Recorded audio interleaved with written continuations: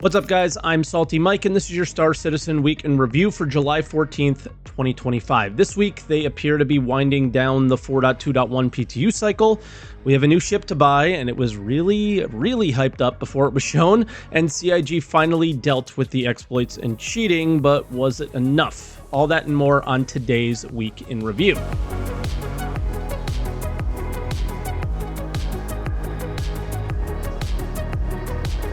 And as always, if this is your first week in review, this is where I take all of the official Star Citizen news each week, put it into one video, and share some of my opinions about it. I also live stream on Twitch, twitch.tv/SaltEMike. Stop by and say hi if you haven't yet.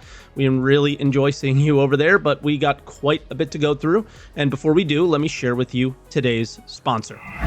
Thank you to Manscaped for sponsoring today's video. All right, I know most of you guys aren't doing skincare routines out there. Most of you are probably just using hand soap and calling it skincare. Let's retire that, all right? That's why today I'm talking about something that actually makes sense for you. The Skin Ultra Advanced Kit from Manscaped. You get everything you need to exfoliate, brighten, and moisturize, all in a sleek box. Plus, Manscaped throws in 2 free gifts, a 3-pack of lip balm and the Shed 2.0 toiletry bag when you order the kit. It's men's skincare engineered for men, especially the ones that don't want to spend 30 minutes in front of the mirror. And the best part, it makes the whole process easy. First step, while your skin is damp, you just work in the exfoliating face wash. It has ceramides and AHAs, which just means it exfoliates without stripping your skin. The next step is where the game changes. You got a Face Buffer Pro, which uses antibacterial silicone bristles and sonic vibrations, which goes deep and cleanses your pores, removing dead skin and preps your face for the next steps. That's where you get the brightening serum that has triple vitamin C complex to fight dullness and fade uneven tone and even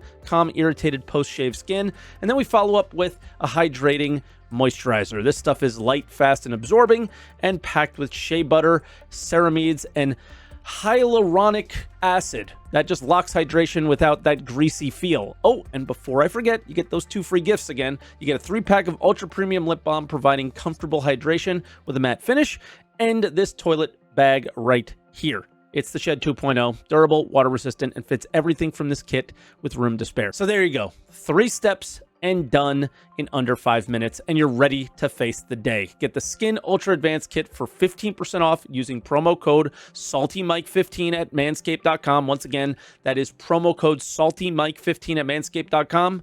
Your skin will thank you. Thank you very much for checking with the sponsors, guys, and checking them out as they make editing, and the wheels turn here. So with the bills paid, let's jump into those patch notes.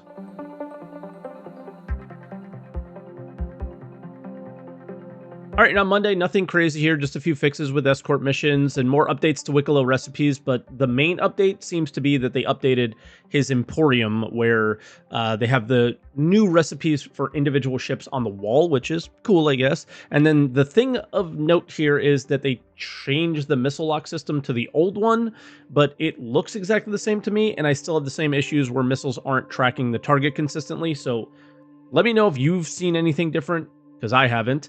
And then Tuesday 4.2.1, they surprised us all with a 4.3 feature, Ladders Tier 2 being added here on the PTU. And the thing I love the most is that you weren't instantly dragged onto the ladder all the time, but everything else was just a bonus, I guess. It wasn't anything I found super useful. Maybe it will be for Squadron 42, but there were plenty of issues for people to report. And let's be honest, Tier 1 of ladders should have never existed in the way that it did, so to me this is just normal ladders. And then Thursday, they surprised us again by taking all the ladder stuff out, citing that they have more work to do, which they obviously do, and we let them know where that work needs to be for 4.3, and they made an update to health of escort ships. All I've noticed is that you actually see the health going down now where you weren't before, and now the game will only teleport a player if not in party and the ship is docked if you're trespassing on a ship, but that's not how it works. I wasn't trespassing. I was trespassing constantly and was not teleported at all when doing this testing, so not sure what's going on there. And then for Friday, I would love to know what sanity checks are for item stowing and inventory, as it's been the bane of my existence forever. But when I tested on the PTU, it was incredibly snappy, way snappier than before. Now this is PTU, and we'll only get to know if this works on live, but even on PTU, my experience was way worse than this, so it might be really good. Outside of that, they did something that if you left an area in the escort missions by 12 kilometers, you failed. They I would have loved to test that more, but I didn't get to because I couldn't get a single escort mission. So don't know what's going on there, but if we don't have those, that's going to be a problem. And then lastly, the RSI launcher.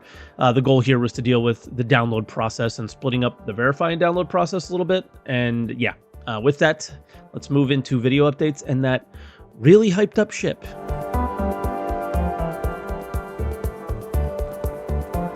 All right, and to nobody's surprise, this is the RSI Meteor episode, and we start out with the ship that Jared helped design, right? And that's the big deal about this thing is this is Jared's ship, I guess, because it looks like a Star Trek ship or something. He has been hyping it up a ton in recent weeks, and the first clip is basically sharing what it's all about. Starting with the front, first thing that you're going to notice on this bad boy is the 2 bespoke size 5 ballistic cannons that we ended up adding. They're massive guns, and who doesn't like massive guns? If you've never used a cannon before, they'll be very low rate of fire, but the amount of damage that you're gonna do when you hit is absolutely insane. Repeaters, you're going bam, bam, bam, bam, bam, bam, bam, bam. Gatling is just brrrr. Cannons are bam, bam, bam, bam. Enemy down. Devastating in the hands of a skilled pilot. So it's a Mantis with the heavy fighter class guns as a medium fighter that will probably fly faster than many light fighters. So first off, insane power creep. Second, they nerfed the F-7A to make this ship. And on top of that, it isn't crazy or anything. It's a Mantis with guns. The hype, just, I don't get it. But then maybe we get what Jared was probably hyping up. Interior, as soon as you end up going up the ramp, that's had a nice little lighting effect added for it. You'll go in and see that the inside has been completely remodeled from the old Mantis interior. Turning around from the seat, you can catch really quick that we do have a button. And when you press that, you will have a weapon rack that's coming out of the floor. There's a scene in John Wick where he hits the floor with a sledgehammer to reveal all of his guns and the stash. And we were like, we can't do that, but we could make kind of a secret button on the bulkhead that pops out the floor. It's a gun rack, though. How many of you guys use these? Maybe one day it'll be useful, but I don't see it as a selling point for the ship. Is it rule of cool for you, or is it just an attempt to do something different? What do you guys think? And yeah, I don't... This one's not on my list to buy. So with that, let's go into other updates.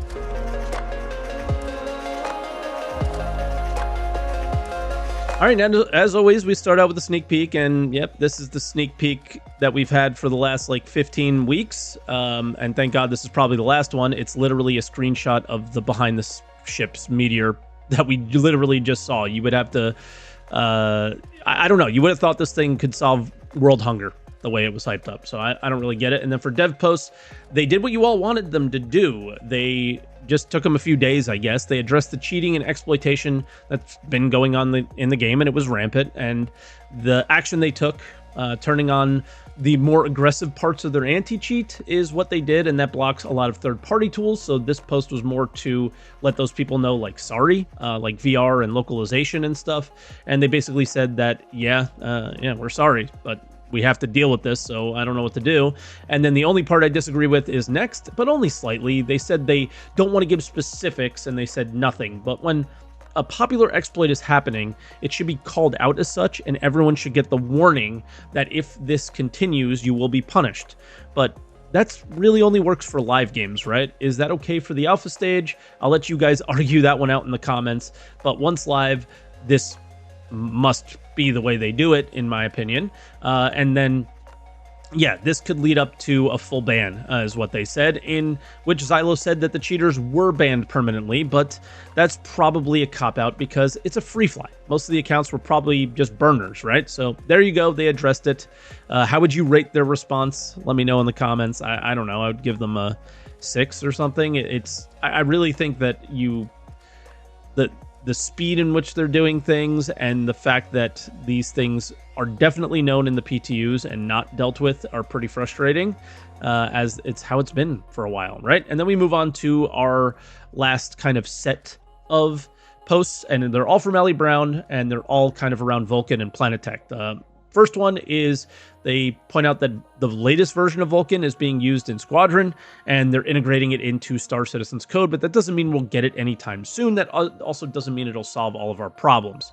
And yeah, when they went on to say that the reason to make Planet Tech V5 is to solve the popping issues when entering or leaving a planet, and most games don't need this. And to be honest, I don't think this one does either. I think it looks fine, right? It's good enough. And then I just think CR needed it, and that's why it's there. Everything needs to be perfect, right? And then they shared that they're 75% done with the Planet Tech needed to do a test with us, basically, but that doesn't mean that it's implemented or stable. They also said that they're going to try out one of the just one planet first and then go on to more complicated ones. And that'll do it for this week in review. So thank you for watching. I don't have my normal setup, so you can see me kind of looking at the script for guides and whatever. And I'm also in my parents' basement. I hope the mic sounds good and all that. And I hope it worked out. So leave a like for, I guess, consistency. So thank you very much for watching. Like the video if you enjoyed it, comment, and subscribe for more weeks in review. And I will see you back home next week.